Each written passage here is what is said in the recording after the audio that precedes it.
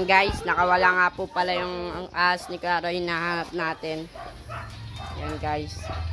Tara guys, imbestiga tayo dito sa gilid-gilid. Guys, marami kami naghahanap dito ngayon.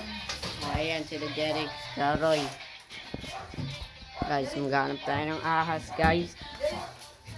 Dito, ayan, nakawala siya sa kulungan guys. Ito guys. Ayan guys. Mga po pala, wala siya sa kulungan. Sino? Ah. Ano mo yan, Roy? Ano yung tayo niya? Tayo niyan. Pinuod no. Ito kaya, Roy. Nakamuti ba ito kaya? Nga po. Kaya hanapin natin. Dito tayo papasok tayo kahit dito pasok tayo. Tara, pasok tayo.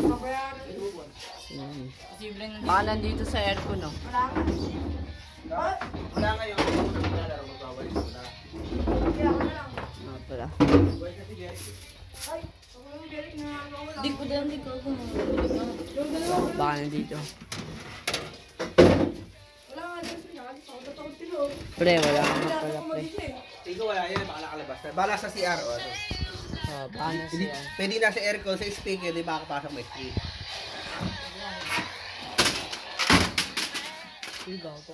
May buntot, o yun. Ay, nasa loob. Nasa loob nga. Oo. Gumalaw, may Nasa buntot. loob, may buntot. Nga po, guys. Ayun, oh. Ayun, oh, pre. Nasa loob ng aircon. Ay, naman malawa, ito mo. Sa loob. Buntot kayo. Ayan nyo muna. Ayan nyo muna, may uli natin. Gago, nagulat ako. Hindi ko na punta na. Buntot niya ba yan? O butik eh? Buntot yan, buntot. Malaki. Dapat pala yan, natak na, no?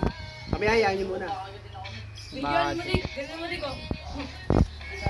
Tara, papasok ko yung cellphone. Huwag na, hayaan nyo muna. Lalaban nyo kasi ano yun eh. Hayaan nyo muna magsado. Mongolid yung ahas. Tara, laro na kayo. Pwede na yan. Tara, laro na tayo, guys. And guys, nakita nyo po ba yung buntot? Ay, hindi pala. Mamaya, guys, part 2. Hey! Part 2. Hey! Bye-bye, mga guys.